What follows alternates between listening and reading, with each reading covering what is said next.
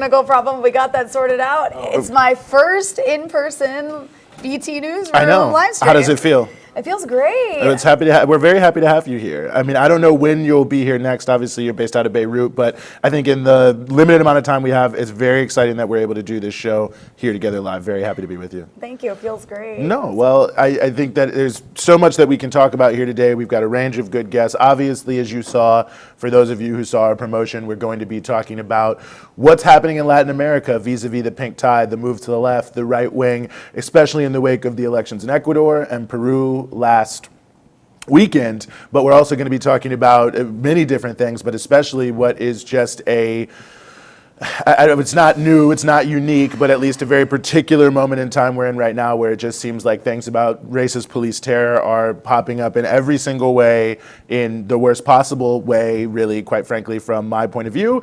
And, we obviously saw, probably most notably today, was the video that came out vis-a-vis Adam Toledo, who was murdered, 13 years old, by Chicago police. But there's a range of things. There's this book deal issue, one of the cops that killed Breonna Taylor. Obviously, the ongoing protests in Brooklyn Center. Maybe that's where we should start. When we start this show, we like to start on a little bit of a lighter note, as it were, but it's obviously, in many ways, deadly serious. There was this whole controversy, you may remember, during the Portland protest, where Donald Trump was saying to people that these protests are very dangerous. They're bringing cans of soup. It's easier to throw a can of soup than a brick. And then when you try to arrest them, they say, it's just soup for my family. Just soup for my family. Right, that happened a lot. I threw soup. I threw cans of soup, and I said, just soup for my family. And I actually to this day have no idea if there's any veracity behind that claim by former President Donald J. Trump. But nevertheless, he said it. And in the protests that have been happening in Brooklyn Center, where of course Daunte Wright was killed on this past Sunday, that have been going on, all day, all night, more or less. People have really been standing up, even in the face of National Guard occupation. More to be said about that. There was an interesting moment, I believe it was on CNN, where the soup for my family issue, meme, whatever you want to call it, actually did come up. Juan, I don't know if it's possible for us to see this video, this clip, this excerpt of this individual. I don't know. Now he's all over the media too. I forget his name. It's some interesting name, but yeah. I haven't seen this, by the way. This is. Oh, you haven't seen this at all? Well, I've seen the Trump thing with the soup and the cans, but I haven't seen what you're about to show. Oh, you haven't seen this guy? Okay. So this is gonna be my raw reaction. Well, it's gonna be a good raw reaction. It's in many ways it's gone viral, but the fact that you haven't seen it is good. But yeah, I think it's an interesting just sort of take and sort of play on that whole issue. But it has been interesting to see for sure the steadfastness of people who have been there. There was another unbelievable incident that happened in the Brooklyn Center last night, is that the National Guard was staying in like the Union Hall or whatever, and a bunch of unionists found out that this was happening and like went down there and protested and and so they got removed. That's and they impressive. left. Yeah. I saw a great group photo of them in front of there. So yeah, it was pretty cool. And then there was also a bus driver who found out that they were using him to like go take protesters, who then just turned his bus around and left. Wow. Yeah. That's really incredible solidarity. I mean, it does, and that also happened in Minneapolis when we were there for Breakthrough News, that the ATU, which is the union there, they put out like a press release that they would not be used in any way, shape, or form to like move protesters. So it's an amazing moment. Meanwhile, in Oklahoma, yes, the state legislators, the Republican state legislators, have put forward a bill to give legal immunity to anybody who runs over a protester, to anybody who takes their car and rams through protests and kills or injures protesters, to give them legal immunity. I mean, basically encouraging murdering protesters with their cars. Yeah, well, I mean, could you imagine if that happened in like Syria? Of course. Well, it would be the worst thing that had ever happened. Government was like, we're going to give legal immunity to people who just run through protesters. Yeah. Okay. Well, I think we do have this clip, the soup from my family here, so I want to get your reaction to this. Yeah, well, I've been here all 4 nights. I'm just standing here today with soup for my family, and we're just, watching all of this unfold. It's very unfortunate. You're not planning. Right? The wink. Brings it back around beautifully. I love that. that. I love the noise with the wing. I did see that on Twitter. He said that absolutely that was soup for his family. He was not using that soup against the police in any way, shape, or form. Yeah, so he just had soup for his family. But amazing, I thought, just a little bit of humor that was brought out of that. We don't see Donald Trump anymore, so it's nice that some people remind us of some of his best moments. There's an amazing article I saw the other day tracking Instagram posts at Mar-a-Lago. I won't get into it now, but what Trump does every day, it's amazing. But after some light news, to get to the heavier stuff, because it's been a rough week. Well, it has. I want to bring in Sean Blackmon too. Before we get into this, we have Sean Blackmon, the Sean Blackmon, co-host of By Any Means Necessary, one of my favorite radio shows that is out there. Sean Blackmon, thank you so much for being with us. Eugene, Rania, always a pleasure. Thanks for having me. Well, the pleasure is all ours. The past 2 weeks, man, the FAMU Rattlers have really been representing here on By Any Means Necessary. On By Any Means Necessary, on the freedom side. You see I'm getting confused. But yeah, I mean, Sean, it's been just a wild week in a way with everything that we have seen, from the Adam Toledo video to a couple other pieces. But, before we get into some of that, I also wanted to ask you about what's happening in Washington, D.C. right now, because I think that is something I haven't seen. I don't know the full story even, but that some off-duty Pentagon police officer shot someone in the back. I don't know the whole story, but I wanted to bring that to light as well.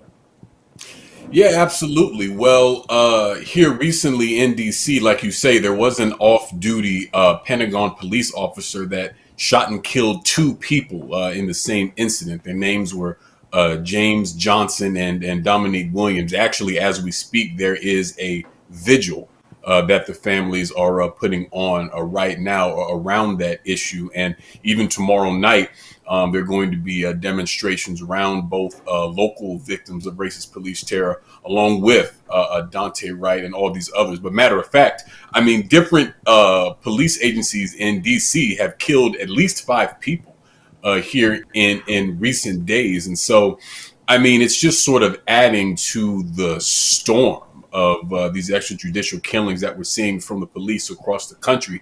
And one thing that I want to point out, I'm sure we'll be talking some about the Derek Chauvin trial, is, in the same way that the killing of George Floyd by Derek Chauvin had these massive ripple effects across the country. I mean, just an outright rebellion against racism happened in the streets. So too does this trial. I mean, not long before we went on air, I was reading a report that was saying that DC police are actually preparing for demonstrations in the wake of the Chauvin verdict, and are actually getting ready to work 12-hour days.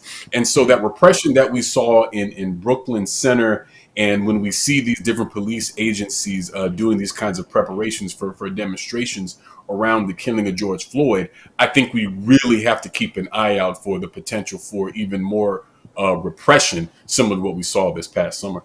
Yeah, I think that's true. One of the things I want to get your thoughts about, Sean, is we saw the police officer who killed Daunte Wright with her absurd explanation, was arrested and charged, I believe, with second-degree murder. In my experience, quicker than I've ever seen any cop indicted. A number of people have commented to me about that very fact. I mean, I wonder what you think is really behind the fact that, unlike what we normally see, which is this long, drawn-out process and usually no charges, that, what does it mean in this moment that it would happen in this way? I mean, Eugene, to me, it's plain as day that the only reason why Kim Potter, who killed Daunte Wright, is being charged, who I believe was also the president of the police union at one point, which is noteworthy, as of course that institution almost always excuses police killings regardless of the circumstances. But when we look at Kim Potter being charged, when we look at Derek Chauvin being on trial, the only reason that this is happening is because of the struggle in the streets against racist police terror. And it's funny because you have people who always say, well, what is the point of protesting? What does protesting do? And first of all, I always point out that, well, demonstrating is simply one part of organizing efforts, number one. And number two, when we look at the rebellions over the summer, there was an effort by both Democrats and Republicans to crush that movement militarily. Right. mayors, governors, even the president of the United States sent out actual firepower against protesters. Matter of fact, another article I saw a little earlier today, an analysis came out about what really happened with those helicopters that were buzzing protesters in Washington, D.C. Now, all of that repression came down, but the movement didn't back down. The movement didn't cower. It didn't go away. They weren't made afraid. I mean, we would see police using tear gas, rubber bullets, stun grenades, all these sorts of things. And people would come back the very next day in mass. And so I think the state takes note of this and sees that this is not a movement that will be so easily disposed of. And therefore, we're seeing these things change. Another thing I want to point out in terms of both Potter and Chauvin, we saw that Kim Potter resigned, and we saw that Chauvin, the chief of the Minneapolis Police Department, was saying that, oh, well, we didn't train him to do that. And so now we're seeing this attempt of separating officers from their departments and police as an institution to basically frame them as, lone wolf actors who just, went off the reservation, basically, but that the police as an institution shouldn't be blamed. So what we're seeing are the police trying to protect themselves. Mm-hmm. Well, go ahead, Rania, well, they're quite out of control. You're absolutely right. There's certainly a fear of the response to these killings, and if you let Chauvin off. But at the same time, I mean, just in the last couple of weeks, you had a 13-year-old in Chicago, Adam Toledo, shot and killed by Chicago police, initially saying he had a gun, now saying they were wrong to say he had a gun. His hands were up. There's video of the incident. And then you also have some really outrageous situations where Breonna Taylor, the officer who killed Breonna Taylor, is now writing a book. He had a book deal. Yeah, I know. The police officer who killed Jacob Blake in Kenosha, back on the force, shot in the back 7 times? Seven times? I can't remember off the top of my head, but either way, it was completely outrageous. I mean, you have security forces in this country completely out of control. And then, the woman, the police officer, Potter, Kim Potter, who killed Daunte Wright.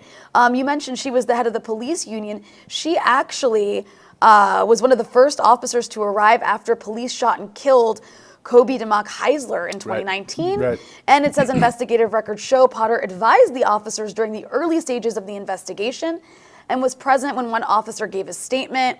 I mean, and ultimately they were let off of any wrongdoing. So this is somebody who's also helped other police officers get away with killing someone. And I mean, I don't know. That was a bad one too, Kobe Heisler, autistic kid. It was. We've had his mom March 11th actually here on the Freedom side. But call for service. You know what I'm saying, in terms of a mental health episode, and then you end up being killed in front of your own grandmother in your own house. I did not heard that. So it's unbelievable that she was involved in that. Maybe it's not unbelievable. Maybe that's the problem. I mean, to me, it connects the issue. Sean, to what Rania was saying earlier too about this Oklahoma car thing. I mean, it's like, in a way, it's not that surprising to me, because I thought the point you made, Sean, was so good, that the movement didn't back down, that to some degree it makes a lot of sense that so many of these right-wing individuals are now moving just to sort of outright vigilantism. I mean, not as if they weren't for it before, but like that's sort of the response to the fact that they can't cow the movement in the context of sort of the normal co-optation and sidelining. Yeah, and see, this is an important point, because historically, the police, which as we know emerges from slavery itself, has always worked hand in glove with these right-wing fascist organizations. It's true of the Ku Klux Klan. It's true of, the different White Citizens Council, all these different sorts of group. It was true in Charlottesville. And all these sorts of things, we see the police turning a blind eye, and in some cases outright facilitating the violence of these fascist groups. We saw it on January 6th, on the fascist attack on the Capitol. And there's even more information coming out about that now, saying that reportedly the police were instructed not to be that aggressive with the people who were storming the Capitol. And so everything that we're seeing, this recent rash of incidents of police terror, the state colluding with these fascist elements, to me, what it really evidences is a crisis that not only the U.S. government is in, but the capitalist system is in. And that crisis is rooted in a deep, profound rot that's at the core of U.S. society because of these systems of white supremacy and capitalism. And it's been festering for centuries. And I believe the coronavirus pandemic really just, threw gasoline on an already raging inferno. And so now those intertwining and converging contradictions have just exploded. And the only thing that is going to pull this society back from the brink, the only thing that is going to bring a resolution to all these issues we're discussing is that same movement that refused to be crushed, that refused to go away, and that remains in the street to this very day. And we have to continue to build it, and we have to continue to strengthen it, because it's the only way that we'll be able to bring about a new society and under a new system. That was a fantastic analysis, and actually somebody in our comments, in our super chat, made a note. Thanks so much for this crucial analysis. And just to throw it out there for those of you who are watching on YouTube, if you get in the super chat and throw in some money, we will read your comment out loud. And it also helps sustain and support this kind of analysis. And self-promotion, you can also go to Patreon, Breakthrough News, become a patron at our Patreon page and help support our work and the kind of analysis you're hearing here. Anyways, it is a crisis of capitalism. It is. Absolutely is a crisis of capitalism. And as the inequality grows and continues to worsen, I think you're going to see the police forces get more and more seemingly out of control, but really what are they there to do? Protect property and protect the assets of the wealthy. Yeah, no, I heard a lot of people comparing Brooklyn Center to Ferguson. I actually saw someone did a study actually sort of looking at some of the demographics there and basically determining that it was very similar. It was sort of like, what are other suburbs in America that are like Ferguson that could see similar types of incidents? And, here we are. I mean, obviously these sort of suburbs of Minneapolis. I mean, Juan, it reminds me when we were there in Minneapolis last year during the uprising. I mean, something that I certainly didn't know, all these like random little suburbs that are out there. But, in some ways, it almost feels like that like has hid the intensity of the level of police violence that's out in that area. Yeah, I think that's so true. Like the fact that we've the fact that it's so easy for a lot of this stuff to be swept under the rug, because like the police in Minnesota are racist. Like they've had these attacks. We saw how many mothers came out to just talk about like they're victims, like they are victims of police brutality. But it took like an uprising. It took George Floyd for those folks to even get us some kind of platform to talk about it. And it's true. It's so true what Sean said about how these uprisings are really the reason why any of these police officers are being put to trial, are being fired, because this is normal. Like these are things that happen on an everyday basis. And like it's so crazy to like it's a little bit less than a year than when George died, and you see the mainstream media doing the same thing that they were doing in the beginning of the uprising. Oh, do you think that you should be looting? Do you think that you should be doing this? Instead of like understanding the parallels, understanding that right now, when there's a court case that's trying to say that Derek Chauvin is a rogue police officer who is the only police officer who's ever used brutality in Minnesota, there's a murder that happens not so far away from where George died, right? Yeah. And like I understand, like the system is never going to put the system on trial. Right now, police brutality is not on trial. Derek Chauvin is on trial. But to say that it's just one person is to completely ignore the uprising. Because people were saying everyone's name. People were saying the names of different people that were murdered in Minnesota. People were saying Breonna Taylor's name. Like, this is something that has been ongoing. And hopefully, the vaccine is rolled out. There's people that people won't be as afraid to come out. Yeah. Last year, millions of people came out. Hopefully, millions more come out. Because the pressure is really on. And now it can't be a Trump thing. That's the only reason why the Democrats flipped and started supporting co-opting the movement last year, was because there was a reason to blame Trump for it. But where's Trump now? It's Joe Biden's America.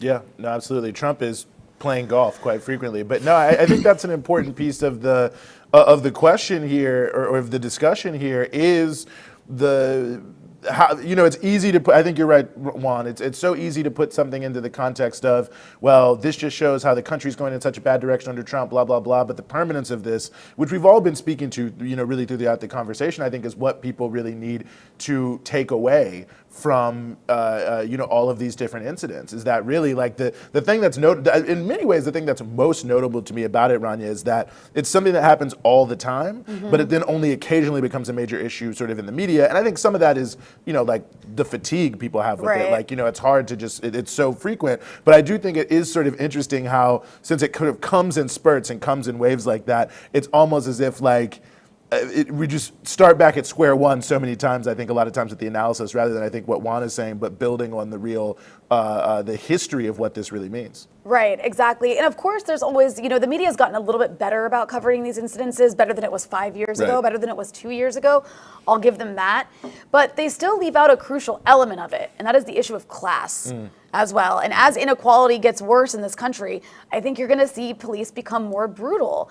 And that is, I think, being deliberately left out of this. You talk about places like Brooklyn Center, comparing it to Ferguson. I was in Ferguson, I remember. And I saw this as an area like near St. Louis that is really like its economy is dead.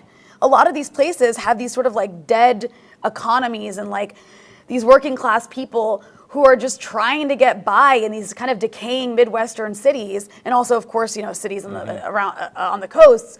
But a lot of this does have to do. It's definitely a huge race issue. It's also completely connected to class. The people who are getting targeted are working class and poor people. They are working class and poor Black people, and sometimes working class and poor white people as well. This is an issue of police in a capitalist society attacking those who are perceived to be lower class. And that is attached to race in this country. Yeah, I mean, it's funny, Sean, I think about that all the time, because I think about like riot gear. We were also in Baltimore, Rania, and just like It's one city to all the these next, just right? random towns that have these huge arsenals. And it just, I mean, even the big cities, it just feels like, well, hold on a second. Like, I mean, there's no, you're prepared as if there's a other military out there. There is no other military out there. And so it can't just be about crowd control to me, Sean. I mean, I've always found that to be the most ridiculous thing that I've ever seen. Like, why would you have all this military grade equipment and the ability to shut down whole cities? I mean, remember what they did in that place right out of Boston with the Boston bomber? You're shutting down whole cities. You have all this military equipment. I mean, now in New York City, they have this robot dog. I mean, it's unbelievable. Like, it's obvious that they are preparing for something. Like, I think Rania is making a very good point. Like, they are obviously preparing for something. Three men in America have more average wealth than the bottom half of the country. We just experienced a year where the economy shrunk in most of the world. It makes sense that you'd still be pouring massive amounts of money into security forces to try to suppress any sort of uprising against such an unequal, vicious, and brutal system. I have to say, just being back in the U.S. right now, being in New York City for the first time in like 5 years, there's something so brutal about capitalism in this country that's so in your face. We were talking about this before we were recording, me and Juan, about what you see on the streets of cities in the richest country in the world, where just the human suffering in your face, people lining up for food, people clearly homeless with nowhere to go, people with mental health issues on the streets with no help whatsoever. It's so in your face, and it's so horrible, and it's so normal. And that can only last for so long when there's these like parasites at the very top that keep hoarding more and more wealth and flaunting it on television. No, absolutely. Right? Sean Blackmon, your thoughts? Yeah, well, this is important because there's a direct connection between the militarization of the police and the class character of policing, which is not something that I think is discussed explicitly enough. The police serve as the armed wing of the capitalist state. That is literally why they exist. And folks may remember early on in the Derek Chauvin trial, his defense attorney said that, hey, he was doing what he was trained to do. And that was true in a way that cat did not even intend.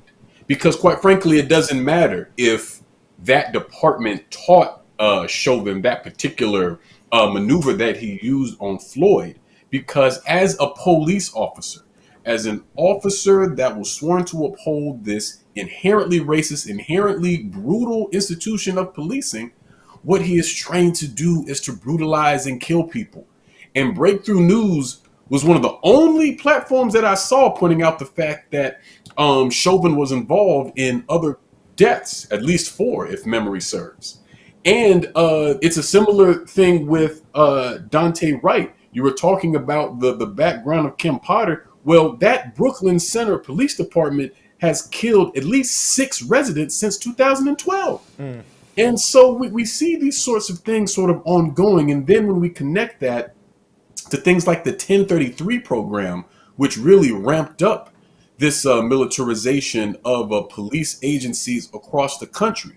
And again, going back to this summer, I mean, there were times being out there at the protest where you would look up and it was nighttime and it was smoke and you heard bangs and explosions and screams. It was like a battlefield.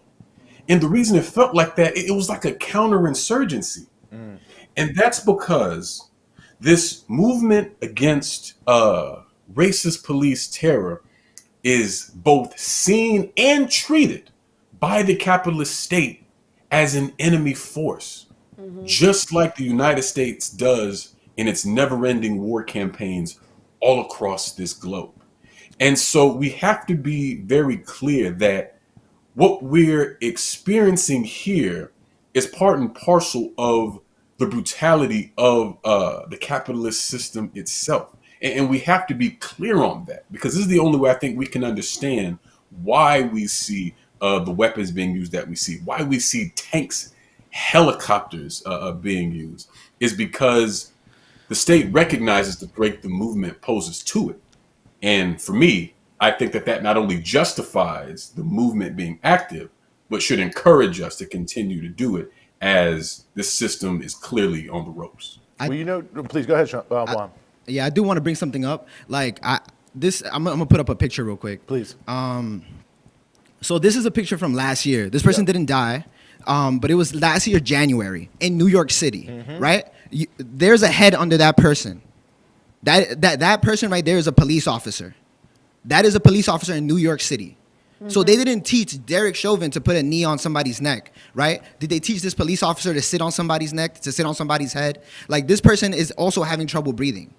And the thing is that no matter what they said, like, the brutality that the police has used, the brutality that Derek Chauvin has used, is something that happens over and over again. This is not something new. Hear about.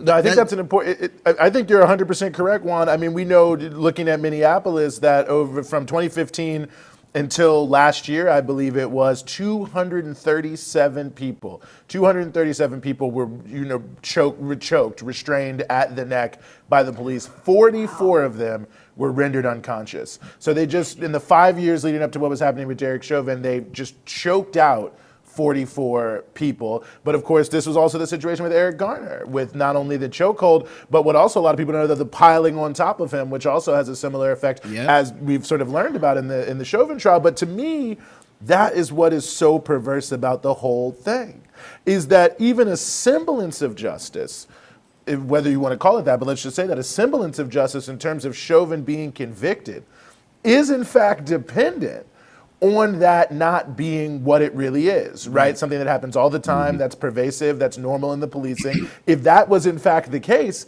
he's actually less likely to be legally culpable for killing George Floyd. So it's almost like a lie has to be told for the truth to actually come out in court in Minneapolis. I mean, it's just, it's outrageous. I don't know what else to call it. I will say, of course it's trying to make innocent the entire institution of police, saying Chauvin's just a bad apple. But I love what Sean was saying earlier, bringing it back to an international perspective.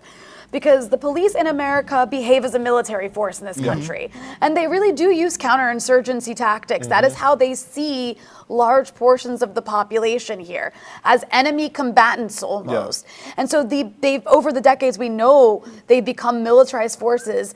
And in many ways, what Derek Chauvin did is so emblematic, not just of policing across America, but almost of like what America is to the world, putting its knee on the necks of people who don't submit. That is, it's really so emblematic of our entire system. I think what happened with Derek Chauvin and George Floyd doesn't just say something about American policing. It says something about America and what it is, and it is Derek Chauvin.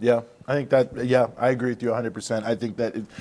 It really is just the mentality, the idea that this is like some shining city on a hill, great democracy, blah, blah, blah, I think is also so deeply rooted in the issue of sort of policing. I mean, you even look at the LA Sheriff's Department today coming out with pink badges, pink handcuffs for Breast Cancer Awareness Month. And I'm certainly all for breast cancer awareness, but like, it almost seems like it is worse for the cause. You're going to arrest somebody and hook them up with the. It's woke washing. No, it's woke washing. They said in the post, they said it's designed to capture people's attention. So it's really designed to turn people who are being harassed, arrested, and put on by the police into like an advertisement for breast cancer awareness, which just seems perverse on so many different levels. It's like when the American military paints its fighter jets pink for breast cancer awareness, which has also happened, by the way. It has.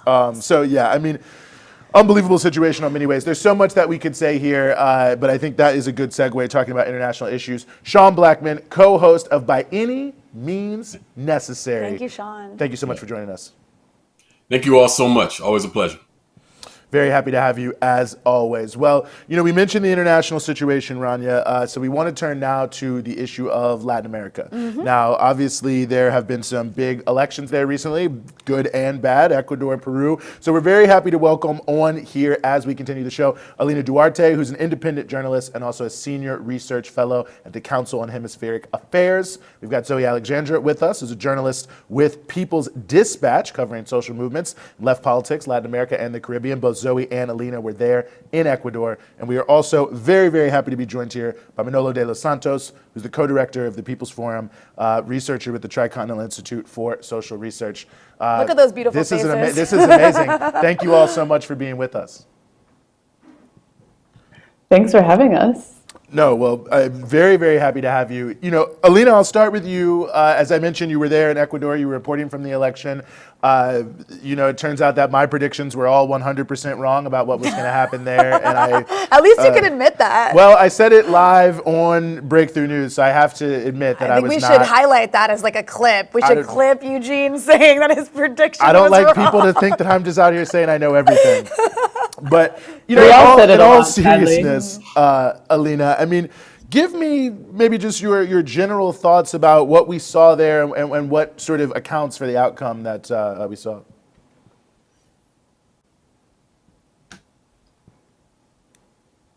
I'm not hearing her. Oh, Alina, you might be muted. You might be muted. Are you muted? No. Okay, well. Oh, you're muted. We can't hear you. We can't hear you. Well, this episode, it's been lovely so far, but we've had some sound difficulties. So this just kind of goes with our theme tonight. No, we can't hear you now. There's like a Murphy's Law situation. But you look lovely, situation. though. She looks lovely. Yeah. Well, we're going to figure this out. Yeah, as we figure that out. Yes, as we figure that out. Well, Zoe, you were also there. You were on the ground. Give me some of your impressions, please. Yes, well, Eugene, as you, I also had a massive prediction in favor of Arauz winning, so also want to publicly say I'm one of the many. But yeah, I think it was a really interesting week. I was there, 10 days before the elections, and one thing that we noticed, I was there with a comrade from Argentina, is that we were constantly noticing that there wasn't really an electoral climate. And this is partially due, of course, to the COVID-19 pandemic. But a day after I got there, Lenin Moreno decreed a state of emergency in 9 provinces of the country, which was lifted on Friday before the elections. So it was just the week leading up to the elections, which essentially, of course, was important for, curbing the spread of COVID. But essentially, it basically took out an entire week of the campaign for both candidates. This is important because what happened after the first round of the elections is that there was kind of a 10-day scandal where there was a big dispute whether Guillermo Lasso or Yacu Perez won the second place. And it took 10 days for them to kind of resolve this dispute. The National Electoral Council had a lot of back and forths. And this basically meant that the entire dialogue about the elections, about the second round of elections, was about these two, second and third place candidates. And the attention was completely taken away from the first place candidate, which is Andrés Arauz and the Union for Hope Alliance. And I think this is important because what we see in the second round, where Andrés Arauz, who was the favored candidate, going into this second round, who won the first round of elections with 32%, more than 10 points above his first two runner-up candidates, is, part of why we see what happens. And this is part of the media war against him. I think there's a lot more to say about this. I think, Eugene, you mentioned this in your Patreon episode yesterday of the podcast. Beyond the right-wing media warfare against the candidates, there's also, deep, rifts within the social movements within Ecuador. I think we'll get into this, in a little later, but these are some of the kind of initial thoughts just wanted to share. No, thank you. I appreciate that, Zoe. Alina, I think we have you back now. Oh, no. Oh, no. Somehow you're still muted. Oh, I don't know what is happening here. This is not our day. This is Murphy's Law. We were convinced earlier that Alphabet was after us. Well, it's certainly the possible. People who own Google, so They're I think this company. is more proof. There's no doubt about that. Isn't their slogan, though, is don't be evil? No, don't be evil. Anyone whose slogan is don't be evil is going to be evil. Manolo, I'll just ask you, sort of observing, what we saw over the weekend. I mean, obviously there's so many different issues there, and I thought Zoe did a very good job of sort of laying out the contradictions. I mean, how do you weigh this? I mean, you've got the external factors, you've got the imperialist intervention, you've got the internal factors inside of the movements in Ecuador and other places. I mean, when people are looking at this, I think sometimes people are looking, what's the lead issue? What's the lead cause? Maybe that's not the best way to look at it, but I'm curious your thoughts, Manolo. Well, thank you for having me here and joining Alina and Zoe and Rania. I think there are a lot of lead issues. And I think the first thing to say is that never underestimate the power of U.S. imperialism. I mean, in a sense, without, me being jokes about this or being silly, in a sense, I would say that this was revenge for the victory in Bolivia. Essentially, the OAS, after its embarrassing, defeat in Bolivia in the last elections there, essentially resolved to not cede any ground in Ecuador. And I would say countless resources were put into the sort of fragmenting of the left. Resources were placed into organizing, multiple candidates of the right to make sure that they could defeat any left candidate that, that could prove worthy, actually gathering a mass following. And the reality also that the U.S. hiding behind the OAS put a lot of pressure, creating false accusations that the Arauz campaign was tied to the FARC, that they were tied to the ELN, that they were terrorist claims, that they were connections to drug lords and narco chiefs around the region. They really put all the energy possible basically to create a malign environment where free elections could not really be held. And I think Zoe raised the element that it came to the point where literally in the last sort of weeks running up to the elections to the second round, the Arauz campaign was basically being hit from all directions.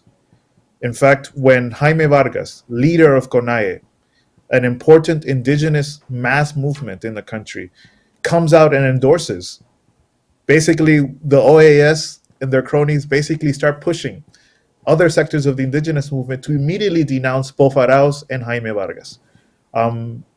It was a terrible environment. Again, we cannot underestimate the power of U.S. imperialism in guaranteeing that no left candidate could win at this moment in Ecuador. Because if the left had won in Ecuador, it would mean an incredible shift for the ALBA project in the region. Yeah, I mean, I think that's a very excellent point. And of course, you have what happened before these elections, which is Lenin Moreno really becoming a traitor to his party, and exiling all these leaders of the party, and making it very, very difficult, from what I understand, for people to actually run on the left. And so there was, of course, American imperialism is always a factor at play, but I think it's important also to get into some of the nuances, right? Because you do have left movements across Latin America, and I don't know the nuances of Ecuador quite well, which is why I'm glad that we have this excellent panel. But you look at countries like, for example, Venezuela and Cuba, and they've been able to be much more resilient in the face of this sort of, constant attacks from U.S. imperialism. Whereas, in countries like Ecuador or Brazil, these acts of lawfare kind of sabotage have managed to do a lot more damage to the left. So what are those nuances? Why is it that Venezuela and Cuba and Nicaragua have managed to be more resilient? I think it's so important for the left to be able to look at that and kind of understand, like, someone's doing something right, and maybe other people need to adopt those strategies. I don't know. What do you guys think? I go to Alina. Alina, I since think we have haven't you for managed real to now. hear I don't know her if you yet. can listen to me. No, I still don't. Do you hear? I don't know No? if I do. Oh my God. Okay, Yes. I hear you. Yes. There we go. So now, perfect. So at the same, I agree totally with what Zoe and Manolo said before. But at the same time, I think we need to be really critical with the left in Ecuador. Uh, the defeat of Andrés Arauz at the same time is the historical defeat of reformism. At this point, Correísmo, it's not even a mass movement. Even when they were in power for so many years, they were an electoral platform. They didn't have the support of the movement, of the social movements, the feminist, the indigenous movement. This was one of the things that all the progressive governments during the last 2 decades have been troubled with. The relationship with the social movements, with the feminists, with the indigenous, it's the same now in Mexico. It's like it's a new progressive government, but at the same time they are repeating exactly the same about what Correa did in during the last decade. So I think we need to be really critical about what happened. For me was really impressive that, for example, when they closed the campaign, Andrés Arauz, there were less than 1,000 people supporting him at that point. Obviously, the pandemic hit so hard. The people just wanted to be, they wanted only to vote. As Zoe said, it wasn't like a happy day even for the left. They were all sad all day. People were so tired. People are not organized anymore. And also, I think that Correísmo didn't lose this time in the elections. They lost so many years ago. I remember when I was there in October 2019, they were inside the embassy. The main figures of the Correísmo, they were inside the Mexican embassy asking for asylum, and there were no one outside supporting them. And this says a lot at this moment. That's why I think they could. It was a miracle. We need to be fair. It was a real miracle after this lawfare, after this campaign against Andrés Arauz, that they won the first round. Also, they had the 47% of the vote.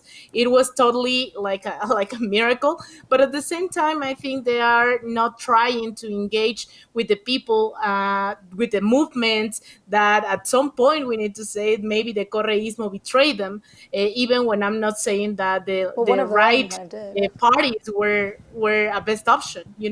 So it was hard. Also, Andrés Arauz was a candidate who ran with the support of a former president who has had a media campaign against him and over his principal group during so many years.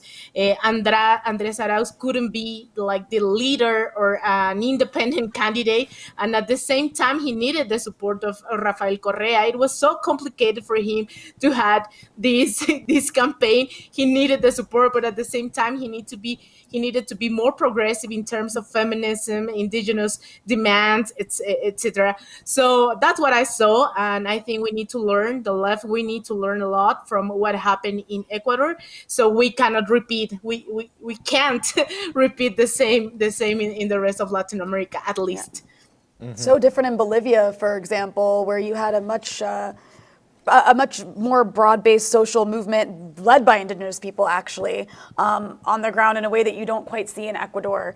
And I think that's like an interesting case study. Yeah. No, I mean, I think, this is, I mean, I think what you're saying, Alina, is it speaks to, maybe sort of the time scale moment of the quote, to me at least, the quote unquote pink tide as a concept, right? I mean, since 1998 when Chavez became president, now it's 2021. I mean, this has been a very long period of experiences. And it seems to me that what I've thought about the Ecuador election is that it really was sort of an inflection point of, this sort of, there's been ebbs and flows of these movements. It's obviously the leftward shift is something that's here to stay, but for it to become, overwhelming across all countries, that there are a lot of contradictions on the table, many of which have been there for quite some time, but that now it's sort of much more pressing that they become resolved in the context of actually moving forward rather than just this or that isolated victory. I don't know if that's really a question, Alina, but I'm curious your thoughts about it. Yeah, actually, I agree totally, and I'm really nervous that something really, really similar is going on now in Mexico when we saw a president that is thinking about redistribution of the wealthness here in the country, but at the same time, he's always trying to fight against feminists, against the indigenous movement. We are seeing exactly the same electoral platform and not a mass movement that definitely we can create it, and the government of Andrés Manuel López Obrador can do it without any problem. And what we saw, I think, in Ecuador was as you say, this point of inflection of these progressive governments. Even, for example, I thought that Correa and Andrés Arauz would have called for mobilizations at some point. But when they saw that they were no one in the streets, when they saw that people were really tired, 2 hours after they closed the polls, they say yeah, we lost. And it was because they don't have a mass movement behind them. It's more even when we think what Correísmo is at this point, it is not like a big social movement. It is more like what it was before, and now it's more something about nostalgic, about investing in infrastructure, about creating maybe hospitals. But now there's no more Correísmo anymore. So it's really sad. But at the same time, I think we need to rethink what these governments about these contradictions that happened during the last 20 years. That is totally different. We were, Zoe and I, we were in Bolivia during the elections, and it was completely different. This is the mass, even when they were not in power anymore after the coup, they had a strong base in the streets, organized not only like an electoral platform, as in one moment it was Alianza País in Ecuador, and now in Bolivia they defeat they could defeat a coup in only a year, because they have this strong base, organized. And also we need to say they talk more about socialism. In Ecuador it didn't happen. It was just, as I said, an electoral platform, an electoral organization all the time. They were really into a liberal thinking all the time. So it was so pretty American. Different from Bolivia. They Sounds were American left. in Bolivia, in Venezuela, they really have this idea of building another another system, and an anti-capitalist system. And in Ecuador, it didn't happen for the last 15 years. Manolo, give me your thoughts on the same question. No, I mean, to a certain extent, I agree with my dear friend Alina on this. I mean, without a doubt, the Correísta movement or political force as a political force made many mistakes and committed many errors in how they related to social movements in Ecuador. There were many contradictions that were raised in the process of the government under Correa. I mean, the biggest fallout we see to this day is the fragmenting and the fracturing of the relationship with the indigenous movement, which I wouldn't say was what caused the defeat, but definitely played a role in it. What I do think, sort of on the larger question of what now for the Latin American left, and how Ecuador sort of relates to this, is that, you know, Americans or the media likes to talk about this pink tide as a, you know, homogeneous process. Bolivia, Nicaragua, Ecuador, it's all the same. In a sense, each country had to deal with its own complexities. And I think Ecuador, you know, didn't develop a political force capable of doing what Bolivia and Nicaragua and Venezuela and Cuba do. But I think they tried to challenge US imperialism in their own way, with many contradictions, but they did in their own way. And I think moving forward, this defeat, in a sense, has the positive side that it's going to force, I think, the comrades in Ecuador to reflect and rebuild their political project. Because ultimately, where I agree the most with Alina is that the project of reformism, the project that still believes that you can develop your country, your national system under some sort of accommodation with capitalism and some agreement with US capital interests, is not going anywhere. I think that's the wake-up call.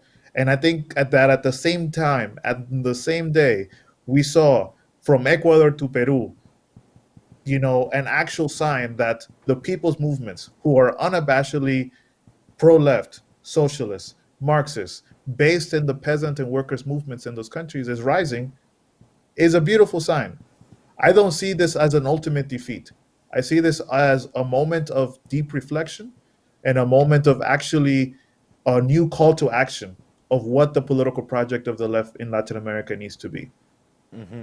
Well, you know, Zoe, I want to ask you a question about Peru, but I also should mention, among other things at People's Dispatch, you are the co-host, one of the 3 hosts of Give the People What They Want, 11 a.m. Eastern on the People's Dispatch Facebook page. So just wanted to plug that. But I mean, I know you've been following Peru, Zoe. I mean, it seems like almost everything we've been talking about here is really sort of on the table, right? I mean, certainly it was in the first round, but on the second round in terms of, you know, what the possibilities are. I mean, I'm curious your thoughts, sort of where you're putting sort of that election, also a surprise vis-a-vis the polls, you know, in terms of this broader conversation. Yeah, I mean, I think what Alina and Manolo have both said is exactly right. And Peru, I think the victory and the biggest lesson we can take from this is that having bold demands, being unabashedly in solidarity with Venezuela, being unabashedly pro, you know, nationalization of industry, being, you know, having these very, you know, uncompromising revolutionary stances is not something that's going to scare off the people.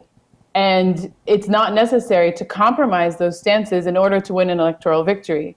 And I think with, you know, both Andrés Arauz and Verónica Mendoza, we see this kind of like centrist pandering, even, you know, from their platform, from their, you know, messaging, and even in their campaign kind of design. It's a lot of this like TikTok and all on social media, and that's the way that we're going to win voters.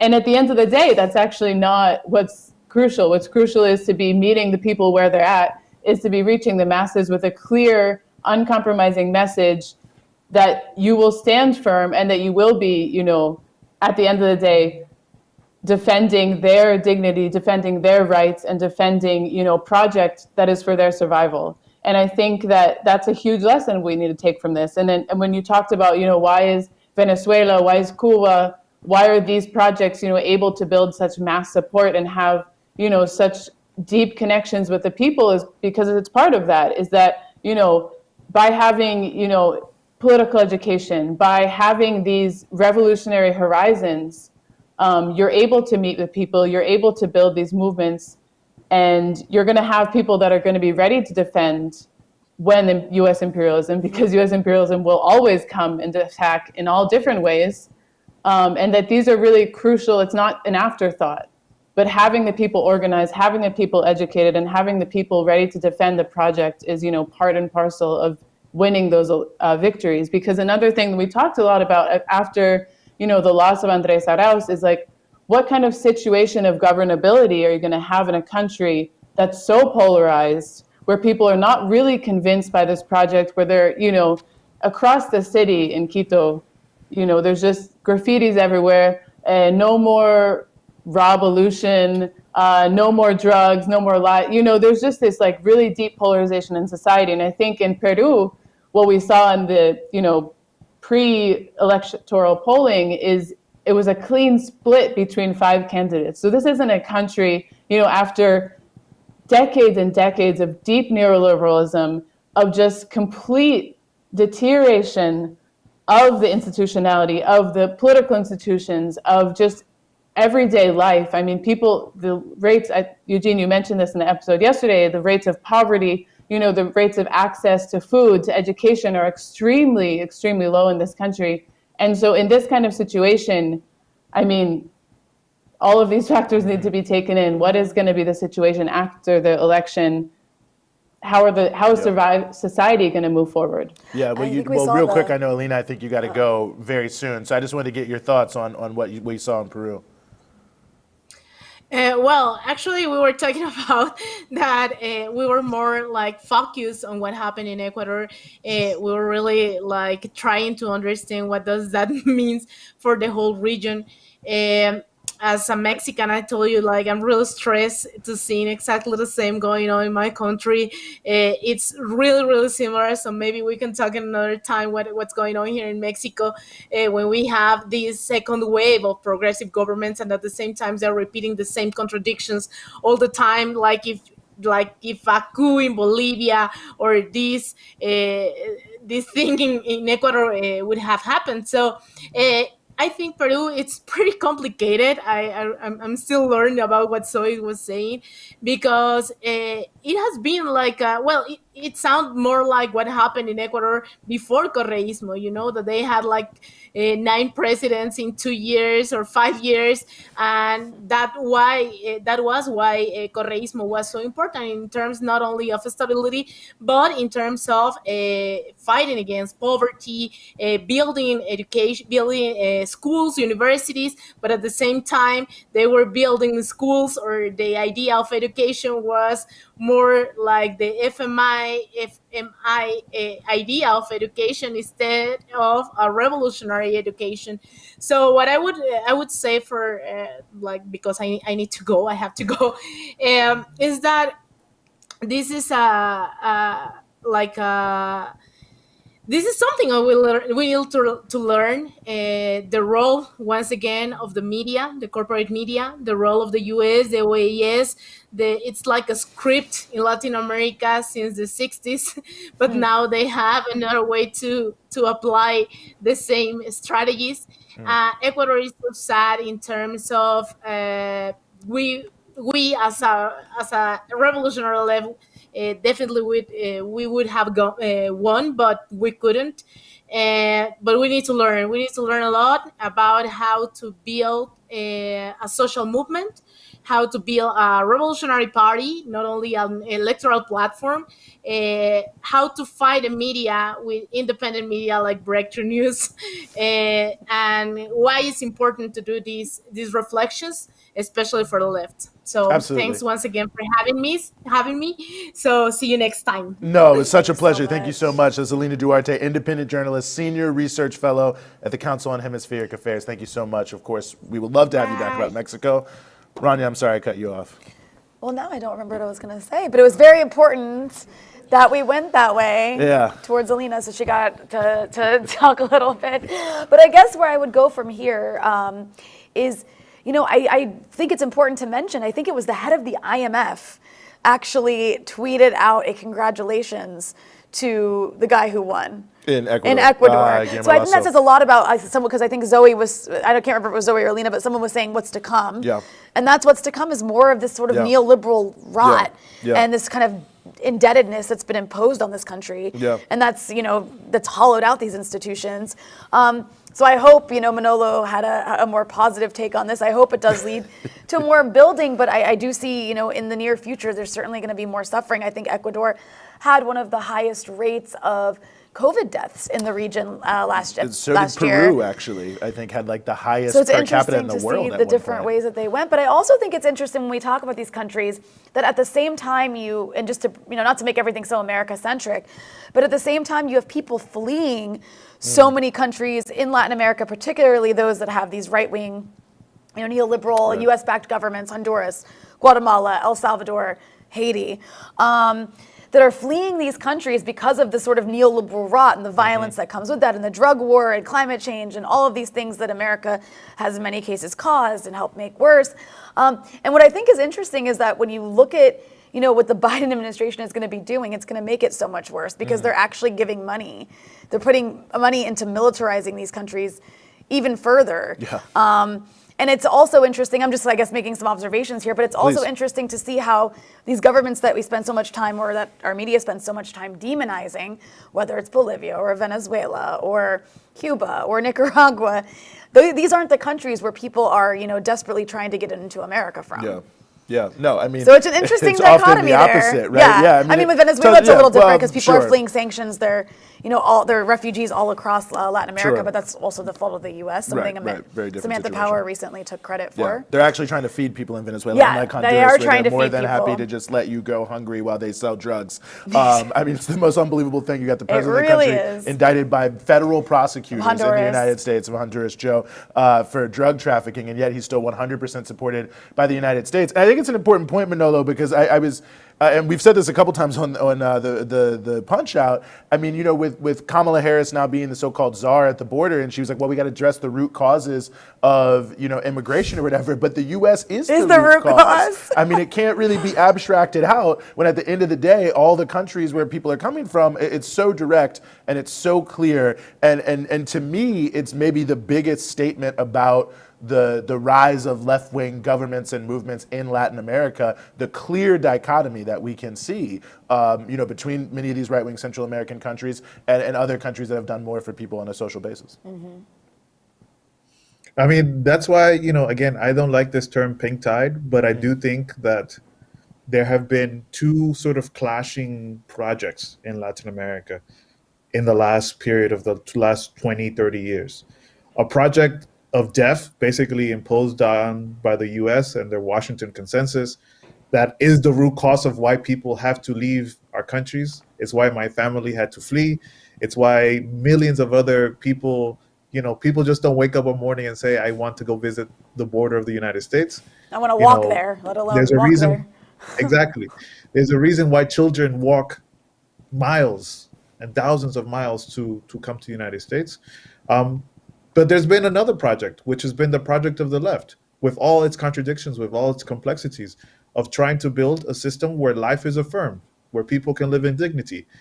But the U.S. has been, in an onslaught against this project of life since the beginning. I mean, and I wanted to clarify, yes, there are, again, many errors against Correa, many contradictions, but it's not like there isn't a strong left in Ecuador. There isn't. It's not like there aren't strong social movements in Ecuador. There are many strong social movements, and we work very closely with many of them, from CONAE to the Federación de Indígenas. I mean, there's a series of major, massive left movements with clear politics. But we have to also pay attention, and it's not to sort of throw the blame on the external factor. But again, the U.S. has been putting all its resources into attacking the left program. We see the challenge that will come up, for example, when Lula comes up for election in Brazil. I mean, yes, we want Lula to win the presidency of Brazil. We want the Workers' Party to come back, because it would mean the Workers' Party could put an end to the greatest, I think Brazil is, after the US, the country where there's been the most COVID deaths in the country, in the continent. But we have to also realize the fact that the US is putting every penny it can into attacking Lula and the Workers' Party. They have convinced millions of people in Brazil, even many who have been benefiting from the policies of the PT governments in the past, convincing them that to vote for the PT, to vote for Lula, would be a return to the Stone Age, So we have to, I think we can't fall too easily into what we already know are the contradictions of our movements, without paying enough attention to the fact that we're living in a moment where the stakes are higher than ever before. The U.S. is putting more than it ever could to basically bring down the left in Latin America. I think that, one of the things, Zoe, that it makes me think about, and I think Manolo's point about the two different projects and the role of the United States and their own regional pass-throughs is Colombia, of course. I mean, obviously we saw in Ecuador in the lead up the visit of the Attorney General of Colombia, obviously to Ecuador, very ominous situation of, saying arousals with the ELN. They seem to have been behind manufacturing that evidence, which of course was then disproven by an ornithologist there, by some of the birds in the background. But there's this sort of soft invasion of Venezuela that's going on right now by Colombia, not really being portrayed that way. Where at the same time, and as I know you follow very closely, Zoe, the social movements in Colombia continue to be resilient, although I think it's almost flown under the radar how much violence they've really faced in the past year. And I guess there's no real question there, but I just didn't want to really leave out this issue because obviously, I mean, not only is it an important country, but Colombia, I think regionally really is like the pivot point for the United States. I mean, years ago when I first became involved in politics, people used to say that Colombia was like the Israel Colombia called of Latin itself America. the Israel of Latin America, proudly. That's unbelievable. So I don't know. Let me, before I ramble, Zoe, please just say something that's better than what I was saying. No, I think that's a super important point. Colombia also receives a lot of military training from Israel. So they're not only, an imitation of one, but also best buddies. I think, of course, the case of Colombia and Honduras, these are kind of the two emblematic cases of where you see the U.S. having some of the closest relationships in the region that they have are with these two countries. And even just talking about immigration, Colombia has, I think, one of the highest populations of internally displaced people, over 6 million. I mean, this is a huge number. Wow. Not even mentioning the amount of people that are forced to flee the country. I mean, Venezuela has one of the largest populations of Colombian migrants, which of course now is being flipped on its head. I mean, that's a whole nother topic. But I mean, the situation in Colombia, we have over 1,000 people, social leaders, human rights defenders, former combatants of the Revolutionary Armed Forces of Colombia who have been assassinated since 2016. And the U.S., has recently, last year, signed a new Plan Colombia, a new agreement to give military aid, a new agreement to kind of just stand behind this genocidal government while attacking every other country around it that, even thinks about having some sort of social program. And I think this case is so important to not forget because it's a place where such high levels of atrocity are happening with such little regard from the United States. And I mean, it just shows us, I mean, even this week, the Colombian Congress, I think, passed a law allowing the use of glyphosate to attack, drug crops. Because as we know, since the war on drugs in Colombia has started, the levels of, exportation of cocaine have only increased. It's one of the highest producers and one of the highest, biggest producers and biggest exporters of this drug. And this pesticide, which has been shown to cause sickness in children and communities, destroying food crops across the country, was actually banned by the Constitutional Court and is now being brought back under U.S.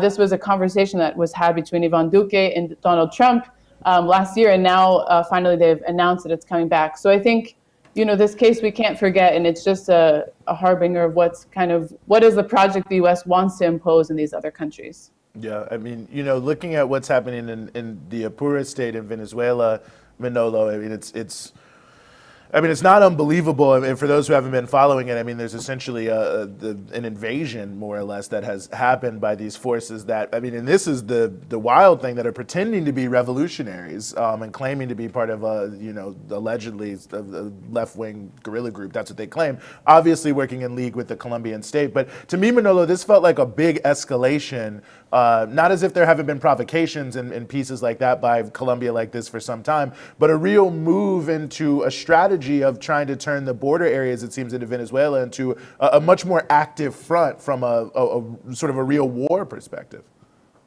I mean, this is what the U.S., Southcom itself said several years ago, not that long ago, that this was part of their full spectrum domination plan for the region in Latin America, to essentially create as many different types and forms of conflict in the region that would bog down revolutionary projects from actually focusing on developing their countries. I mean, that's literally what we're seeing on the border. The border is, like Zoe, in a sense referred to, is a lifeline because of the constant traffic and migration between Colombia and Venezuela. And it's a long ass border.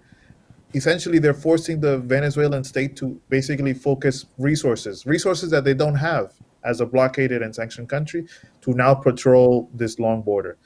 They're now also being forced to essentially deal and create, I think, sometimes difficult decisions around how to manage movement of people from one side to the other.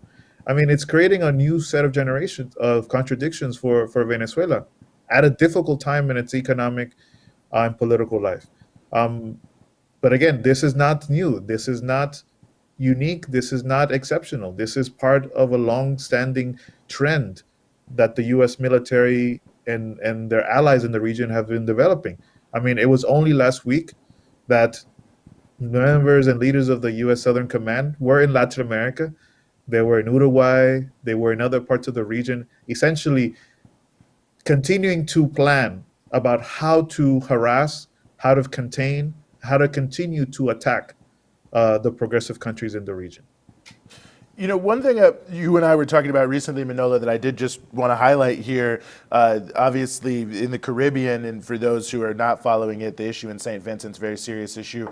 5 eruptions of a volcano there, could go on for months, seismologists are saying, so very difficult situation. Obviously, Venezuela has been at the front line of solidarity with St. Vincent, which is also a part of ALBA. But, to bring what we were talking about into the conversation, Manolo, what I view as extremely important for people to understand, that I don't think people know, is the role of the small islands in the Caribbean as really one of the strongest points of the broader sort of progressive move happening in the Americas, to the extent it's happening.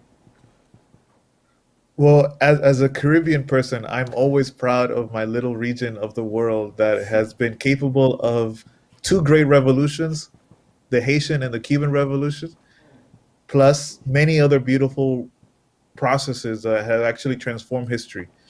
And you're right. I mean, right now, a big section of what we call the ALBA project, or the project, again, that affirms life over profit, that puts people over capital, has a strong presence in the Caribbean. I mean, it's St. Vincent, it's countries like Dominica, St. Kitts, Nevis, and others that actually engage day to day, despite all the threats from both the Trump administration and now the Biden administration. They continue to trade and build relations with Cuba and Venezuela and Nicaragua.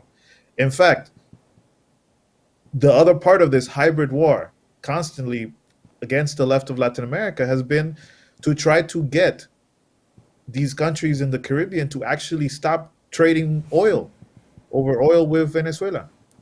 And the U.S. has made all sorts of promises that they will provide all the oil necessary and possible to meet our people's needs.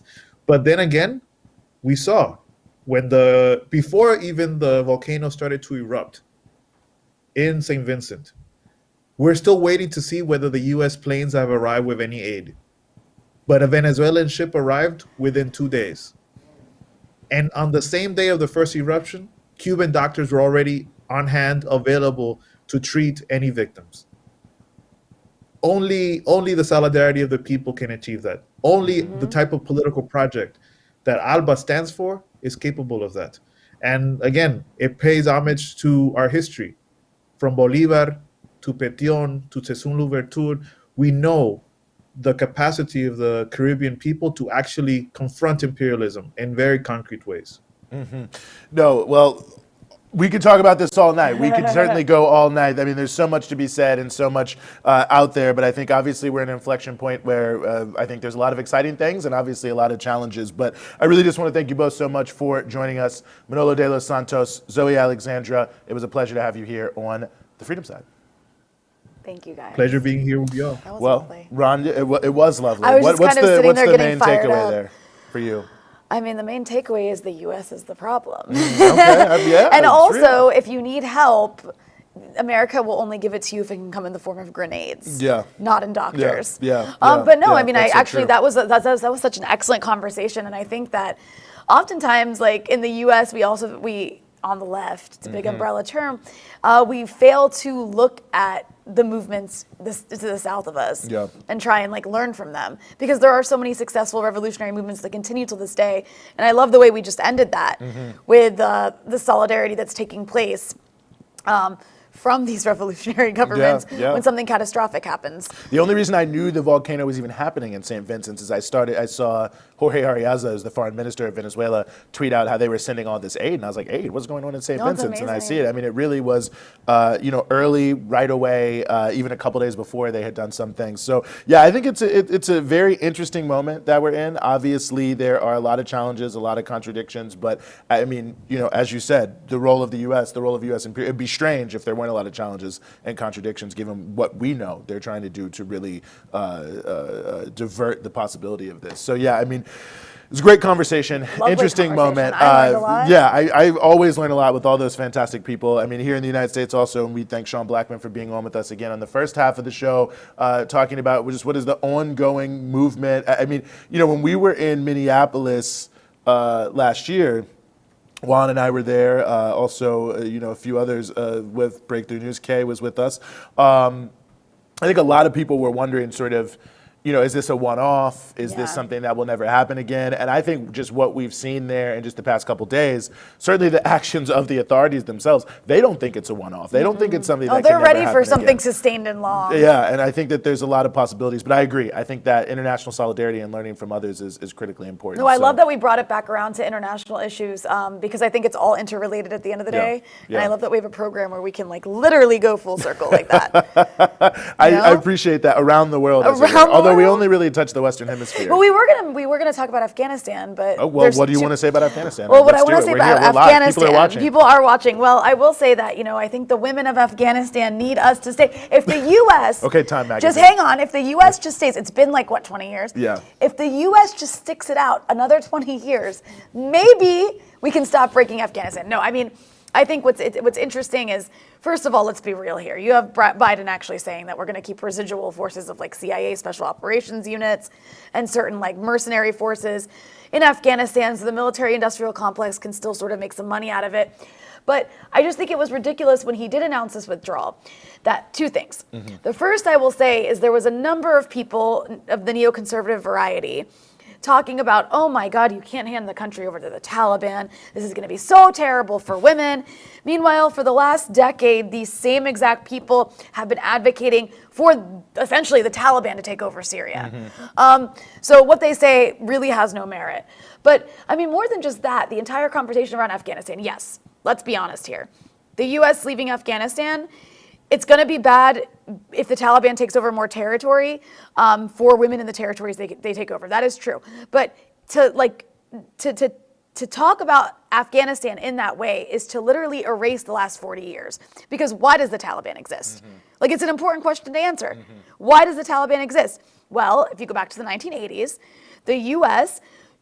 on purpose started funding 6 months before the Soviets went into Afghanistan, started funding this collection of Islamist groups known as the Mujahideen, very regressive, very radical. One of their leaders who the U.S. funded was known for throwing acid in women's faces at university. This was the cause the U.S. was supporting. And this, drew the Soviets in to make it their Vietnam. And Afghanistan had a civil war that, U.S. proxies and the Soviets were involved in as well. This created massive waves of refugees who ended up in Pakistan. And those refugees in the 80s, the U.S., Pakistan, the GCC states allowed the most radical interpretation of Islam to be pushed into the schools in those refugee camps, right? And that is where the Taliban comes from. Taliban literally means students, right? That is where the Taliban comes from. After the Soviets withdrew from Afghanistan, you had the Mujahideen take over. They were just a bunch of Islamist warlords. They had lots of abuses of power, human rights abuses. And these angry students, these very angry, radicalized students, the Taliban, in the early 90s, that's when they came in, pushed out the Mujahideen warlords, and they took over Afghanistan. And so I think that's important to remember, because when we talk about the Taliban now, U.S. policy literally is the reason they exist. Sure. Right? Just as it's the reason that Al-Qaeda was seeded by the Mujahideen that the U.S. funded in the 80s. So if you want to talk about Afghanistan, you cannot pretend that the U.S. has ever done anything in that country to help the women, children, or men, or anybody have a better life. It's only been to destroy. Yeah. And so the longer the U.S. stays there, I mean, who's the U.S. propping up in Afghanistan right now? A really corrupt government. When the U.S. took the Taliban out back in 2001, briefly took them out of power after September 11th. The U.S. put in power many of the same warlords who had been kicked out in the 90s, Absolutely. right? Many of those Mujahideen warlords. And those warlords, their abuses were so horrendous, they made the Taliban look good. And that's actually why the Taliban was able to come back to power in many parts of Afghanistan. So it's just, this whole conversation about women's rights isn't actually about women's rights. No matter what happens, whether the U.S. stays or goes, it's going to be hard for Afghanistan because the U.S. has destroyed it and left in its wake a country with no production, no productive capacity, no real functioning economy, except for maybe the opium trade, and a lot of really dirty people in power, whether it's on the U.S. side or the Taliban side. No, I think it's a very good point on a lot of different levels. I mean, to put an even finer point on what you were saying, I mean, even the fact that ISIS is in Afghanistan now, I feel like is so telling. Like, you have almost 2 generations of institutions that only exist because of U.S. interventions in other countries, and now they're like coexisting in the same space. I mean, it just seems like such a meta commentary on the role of U.S. foreign policy to create as many problems as it solves. And I think the point you made earlier too about that they're willing to help people with grenades instead of real aid. You look at exactly what's happening in Western Africa, in the Sahelian region, where they'll give you all the guns, all the drones, they'll help pay for France to have planes over there or whatever and train people in special forces, but they don't do anything to hold these governments accountable that are keeping people in poverty, on purpose, quite frankly, so they can skim off the top of the wealth. And then these militaries just abuse human rights themselves. People become even more upset, and it just drives the conflict. And I feel like people are always looking for some nuance to make the U.S. less responsible for these things, but they are playing the key catalytic role that make it difficult. But no, I agree with you, and I think that, I mean, it's not as if women's rights is good in Afghanistan. No, right? That's the thing. I feel like the way people talk about it is as if there's some flourishing women's rights movement. I mean, it's certainly better than 1997, but when you read women's rights activists in Afghanistan, all they talk about is how challenging the situation is and how many of the people who claim to be for it in the so-called government that the U.S. backs really aren't for it and are just as bad in terms of trying to marginalize women. So it's not to say that, whatever, the Taliban is good or something, but I think just the reality on the ground of the challenges that really any progressive movement, any form of development has in Afghanistan, I think is totally distorted in the U.S. media, where it's as if we're doing something right there, but there's no, I mean, and we talked about this on the Punch Out the other day. I mean, every social indicator in Afghanistan is abysmal, just the bottom of the barrel. I think it's the #1 source of refugees in the world. Yeah, and it was briefly of all opium in the world. Briefly overtaken by Syria, but now that war has wound down, once again, #1 source of refugees. I mean, and also what people need to recognize too is if the U.S. does stay in Afghanistan past the date that already it's going to be bad when the U.S. doesn't withdraw by May, but if you want to talk about things getting dangerous for people, the Taliban isn't going to abide by any sort of ceasefire deal if the U.S. doesn't leave. Yeah, no, definitely not. I mean, it'll be interesting to see what happens there. I mean, a lot of articles talking about that. It's amazing. That's another thing about the media. It's been amazing to see the number of articles that have come out in just the past 48 hours that are if the U.S. leaves Afghanistan, something really bad is going to happen. Something very bad is already happening in Afghanistan. It's been happening. It's 360,000 people have died from indirect causes, but what that really means is the bombing of fields, so people go hungry and all these different pieces. The Brown Cost of War study has looked very deeply into this civilian deaths on a range of issues. I mean, it really is just atrocious. But, perhaps this can be the start, maybe, of some sort of reconciliation. Well, I will note though, as important as it is for the U.S. to withdraw, if Biden actually follows through, which it seems like it might happen, he did give a speech this week talking about withdrawing from Afghanistan, and he made a point to say, we need to move away from Afghanistan and our wars in the Middle East to focus on China. Right. So part of the U.S. establishment sees this as moving away from these conflicts with non-state actors like the Taliban or Al-Qaeda or whatnot, and moving towards this great power competition, which we know the Pentagon continues to outline. You know, and within, you're talking about the last 48 hours, I mean, within the last week, you've had just article after article, China's the biggest threat, says U.S. intelligence agency. China's the biggest challenge to the U.S., biggest threat, over and over and over and over again, and all this anti-China rhetoric and propaganda and escalation, and that worries me. That worries me, and we need to we need to be able to pivot to that and recognize that that is the future of conflict. I mean, I'm not saying we're going to be at war with China tomorrow, but this is bad news. I mean, the Pentagon budget raised under Biden, right? No, the biggest ever. It's right, like $753 billion for like the billion. past 5 years. It's like, this is the biggest one that we've ever had, and it's just, I mean, it's so absurd. It's unbelievable. But you know, the final piece I'll say on this too is just that I think.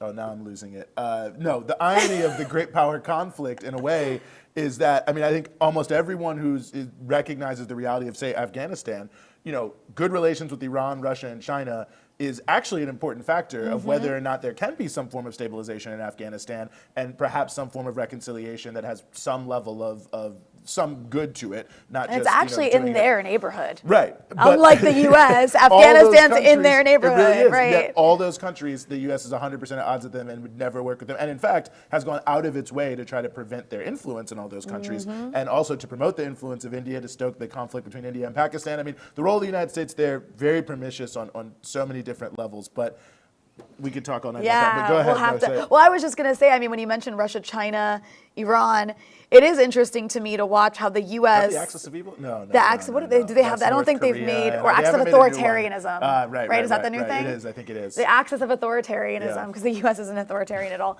But no, it's interesting how all of these maneuvers by the U.S. have actually pushed these countries to create a stronger bond and a stronger partnership. Yep. And it's in a way like, it's like if I was advising empire, I'd be like, you guys are just making your enemies stronger. But you know, you're not. So there. But no, but it is interesting because as that happens, as like these countries like Russia, China, and Iran have nothing in common except for one thing: the U.S. is screwing with all of them, right? Is trying to destabilize all of them, and so by pursuing this project of like trying to maintain its world domination by forcing these countries to submit with these very punitive measures like sanctions and whatnot, they've created a situation where China and Russia are in a position where they have this attitude of pushing back, and it's happened more and more. Pushing back at the Security Council, for example. The U.S. can no longer get whatever it wants. So I mean, I think this points to the fact that the U.S. is terrified of this coming multipolar world that we're already seeing a little bit of, where they don't get to make all the rules anymore and just destroy what they want to anymore without any pushback. They're getting a little pushback. You would have a problem with that. Like, we should just be able to destroy whatever the U.S. should do that. I mean, that's what you see the talk about China. That's actually, as Kay did a really excellent segment pointing out. Breakthrough news, Biden was explicit about this. Our issue with China is that they want to be a power. Yeah, and to say the thing about China in the next 5 years, it's worth noting during the Trump era, the commission that evaluates the national defense strategy. I didn't even know this was a thing until a couple years ago. There's a commission that evaluates it. But they said in their evaluation of the national defense strategy, the U.S. should be prepared with war with China in the next 4 years. So not that it's going to happen, but that it's possible. But all naval, I think it's like something like 2/3 of all naval assets are actually like in Asia now. Yeah. And that started under Obama. I mean, they know what's up. I mean, you look at China, they've managed to develop technologically, at a faster pace in some cases. I think they're supposed to be outdoing the U.S. in a certain number of years. Their economy is growing faster. Though, of course, nobody ever thinks, well, China does have over 1 billion people. Kind of makes sense for them to have one of the biggest economies in the world. Indeed. And, central planning, which helps. But we're going to leave it there for tonight here on the Freedom Side. Very, very happy for everyone who had the opportunity to watch on YouTube. Don't forget to subscribe to us here at Breakthrough News. Hit the alert so you can get everything that we are putting out as we continue to produce content. And don't forget to go to patreon.com/Breakthrough News. Become a patron. All of your patronage has done so much for us so far and can take us even further if we all can work here together. So, Rania, I have to say, it was a pleasure to be here in the studio with you. It was so good to be here in person. Really we're both fully vaccinated now. We are both fully vaccinated so now. It's okay that we're maskless in this person. We're trying to set an example. We are all about public health here at Breakthrough News. Really appreciate everyone for watching. That is it for us this week on the Freedom Side.